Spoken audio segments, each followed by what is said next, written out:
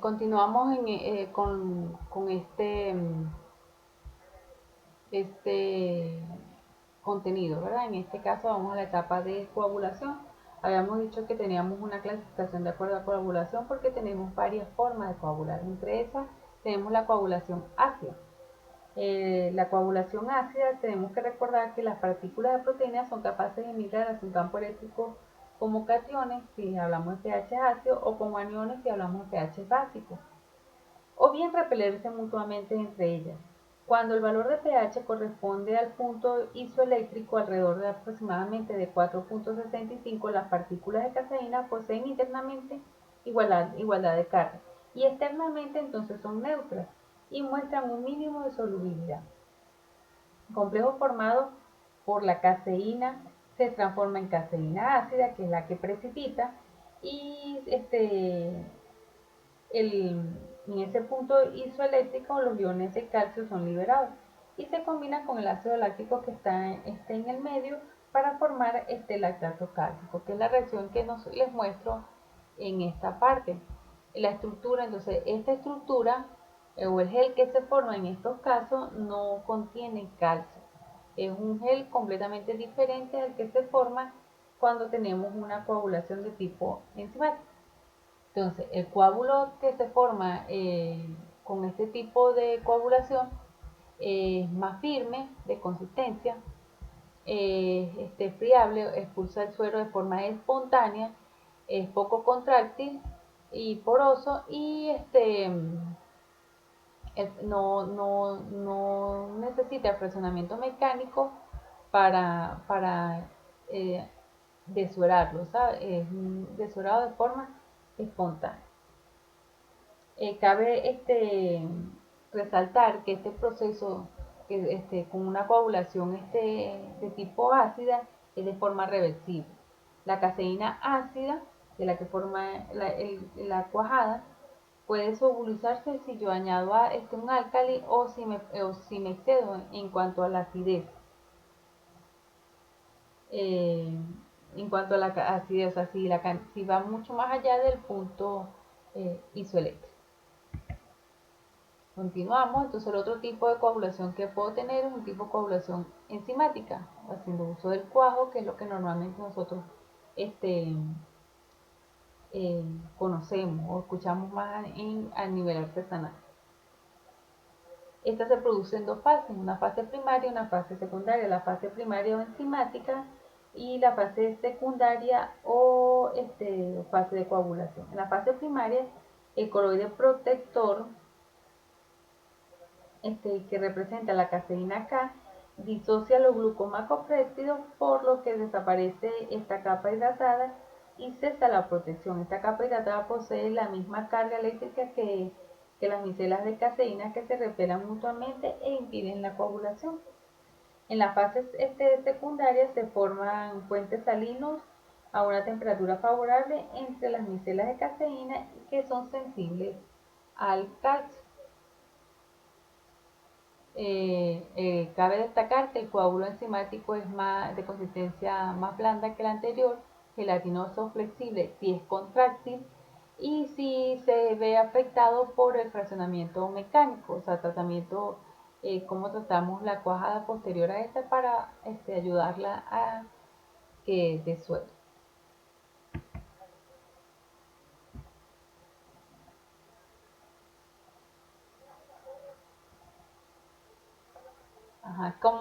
¿Qué factores afectan esta coagulación de tipo enzimático? Eh, Ya como, o sea, ya al decir que tengo allí una enzima, quiere decir entonces que las enzimas trabajan a un pH, una temperatura, óptima para que se dé o sea, tener el potencial mayor potencial de este producto, ¿verdad? La acidez hace, o sea, en este caso dice que no debemos exceder de 25 grados de horno.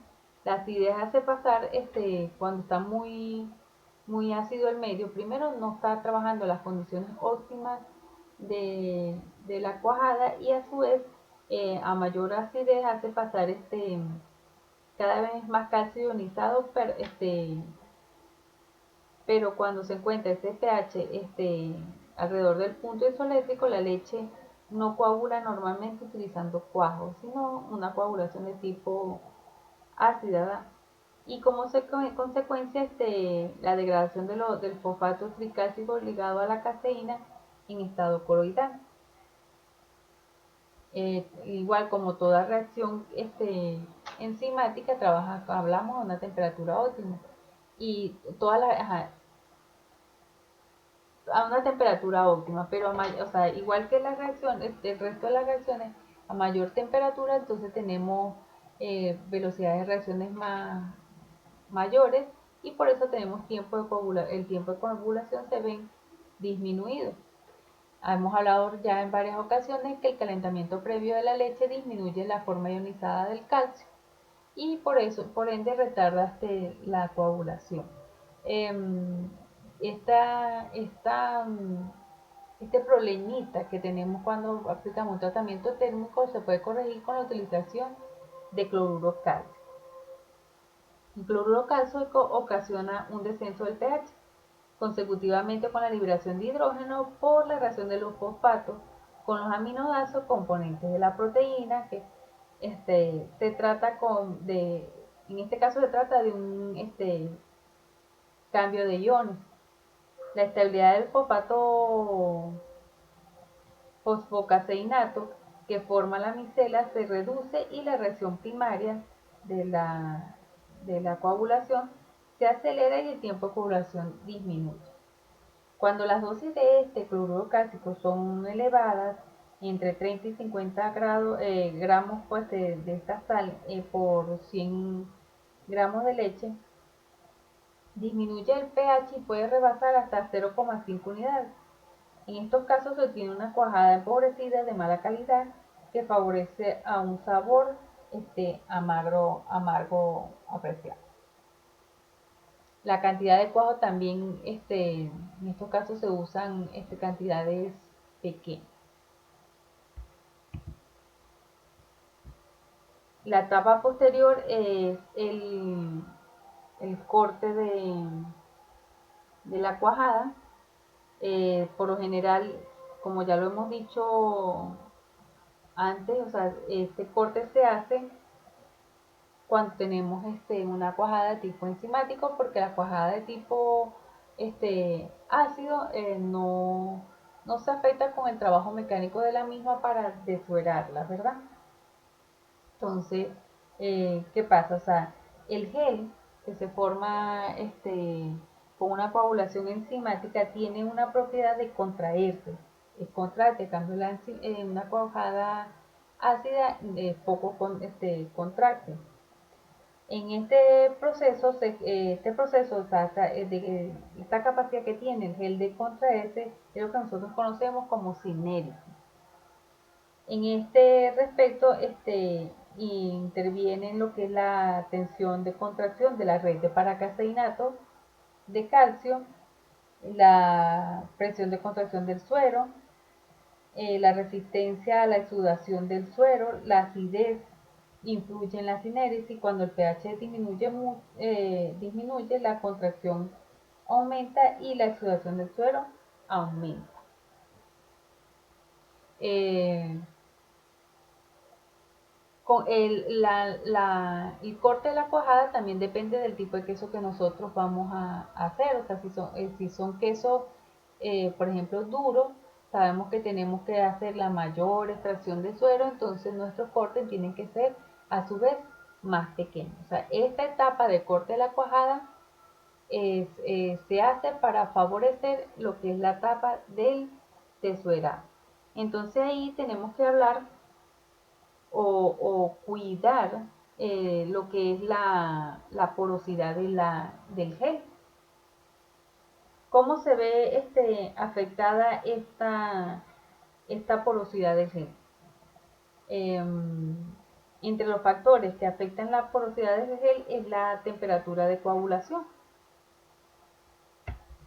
Déjame ver si... Vamos a tocar primero, o sea, eh, la parte de, o sea, están concatenados lo que es corte y desuerado. ¿verdad? Sabemos que el corte lo hacemos para mejorar el, vamos adelante y vamos atrás, continuamos con o sea, si yo veo afectada lo que es la porosidad del gel o de la cuajada, entonces consecuentemente afecto lo que es la etapa de suerado, ¿verdad?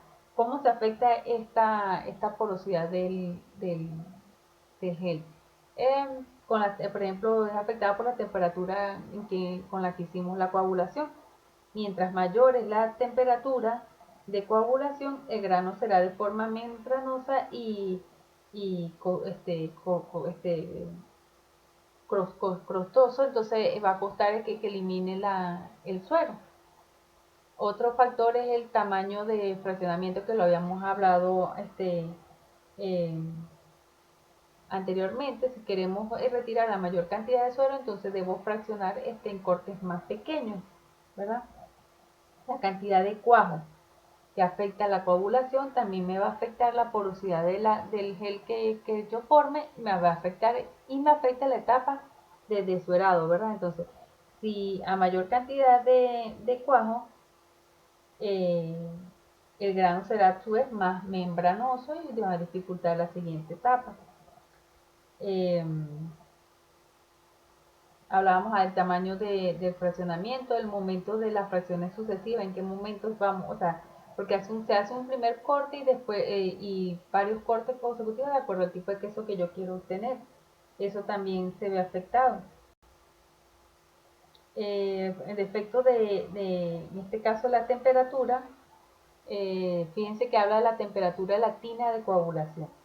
Si, si esta tina de coagulación tiene a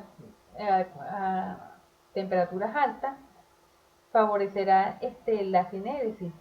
A temperaturas bajas del local o de la tina de coagulación puede demorar un poquito esta etapa de coagulación y afectaría lo que es la cinéresis, que ya hemos dicho anteriormente, que es la capacidad que tiene ese gel de contraerse y expulsar el suero. Vamos un poco para atrás. Entonces, esta etapa de suerado, como ya lo habíamos dicho anteriormente, puede ser de forma natural o espontánea. ¿En qué caso es natural? En caso de las cuajadas ácidas. Eh, si yo voy a aplicar un trabajo mecánico a esta cuajada, estamos entonces hablando que estamos trabajando con una de tipo enzimático. Proporciones elevadas de suero acidifican en exceso el núcleo del fragmento de la cuajada, por lo que el queso presenta después defectos de textura. Las proporciones elevadas de suero acidifican en exceso el núcleo, como lo habíamos dicho aquí, del fragmento de la cuajada, y harían que de esto sea más frágil y cretáceo. Continuamos. Vamos a la etapa de lavado. Fíjense que aquí dice: a mayor acidez es necesario agregar mayor cantidad de agua. Se recomienda por cada 100 litros de leche que hayamos usado que se extraigan aproximadamente 35 litros de suero y estos se reemplacen con 30 litros de agua. La temperatura de esta agua también va con correspondencia con el tipo de queso que yo quiera producir. Eh, los quesos o sea, que la lavada del queso también favorece al sabor. Los quesos que han sufrido esta etapa o que se hace correctamente esta etapa adquirirán un sabor un poco más agradable. El salado. Vamos a la etapa del salado. La etapa del salado ya habíamos dicho que de acuerdo al tipo o forma de salado es donde la voy a ubicar yo en el esquema tecnológico. Tengo un salado seco, o sea, después que yo ya tenga el, el, el queso moldeado, se recubre con sal y se deja un tiempo para que ésta absorba la sal. También se puede incorporar en la cuajada como muestra el esquema que nosotros pusimos al inicio, se puso al inicio. El salado con salmuera también se hace después que esté moldeado, se sumerge en una solución de sal en un tiempo determinado y la incorporación de la sal antes del cuajo, que por lo general lo hacen al inicio del proceso. Si yo quiero extraer la proteína del suero, en este caso entonces no voy a lograr extraerla bien porque primero tendría que extraer la sal que está allí. Mecanismo de salado, o sea, como dice aquí, la composición del queso afecta la composición del queso, la composición de la sal y las condiciones de temperatura afectarían este proceso de salar. Por eso, o sea, mayor humedad, si el queso es más húmedo, o sea, hay mayor absorción de sal, la mayor cantidad de grasa, la absorción de sal es menor. Igual, o sea, si un queso sumergido en salmuera, mientras más concentrada esté esta salmuera, debo esperar que exista una mayor absorción de la misma. Y también es afectada por la temperatura, tiempo y tipo de queso que se quiera este, desarrollar. El moldeado y prensado. No todos los quesos son prensados, porque en el caso de quesos blandos, estos no se prensan. En el caso de quesos blandos, también el tamaño es menor, más pequeño, ¿verdad? Eh, Porque, o sea, fíjense, los quesos del tamaño del queso depende principalmente su solidez. Los quesos de pasta blanda que tienen una cantidad, un escaso extracto seco, son pequeños eh, y pueden, o sea, si son más pequeños, ellos pueden desuerarse de forma con mayor facilidad. Y los quesos, por lo menos de pasta firme, deben tener un tamaño mucho más grande y debido a este tamaño entonces se hace necesaria que se haga el, el prensado de los mismos. Prensado y volteado. Este prensado debe hacerse de forma progresiva, no debemos eh, eh, hacer una presión muy excesiva al inicio porque entonces afectaría lo que es la porosidad de la cuajada y el deshebrado se va a hacer de forma ineficiente.